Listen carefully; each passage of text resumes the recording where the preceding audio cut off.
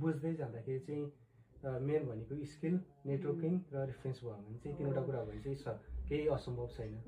Main भनेको चाहिँ हामीले स्किल सिकेर आउनु पर्यो हैन। हाम्रो मेन इम्पोर्टेन्ट कुरा भनेको कसैले हामीलाई रेफरेन्स दिएला, हामी त्यहाँ गइएला, पर्फर्मेन्स देखाउने त आफूले नै हो नि त। आफूसँग स्किल छ भने चाहिँ आफूले गर्न सकियो, छैन भने त कसैले रेफरेन्स दिए पनि हामीलाई लगेर त्यही राखिदिए पनि हामीले गर्न सकेनौँ नि हैन।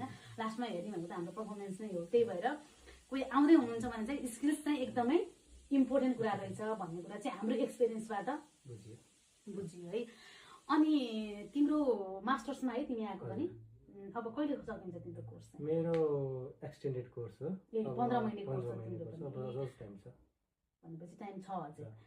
अनि तिमीलाई चाहिँ के लाग्छ युके चाहिँ कस्तो हो? अब युके आएर चाहिँ अब कोही आउने भाइ बहिनीहरू हुनुहुन्छ भने युके आएर सेटल हुनको लागि चाहिँ के छ, आउँदा ठिक छ कि छैन कि तिमीलाई चाहिँ के लाग्छ सोही भन्दैन? होइन, त्यो मान्छेको पर्सनल ओपिनियन हुन्छ यो कुरामा हैन।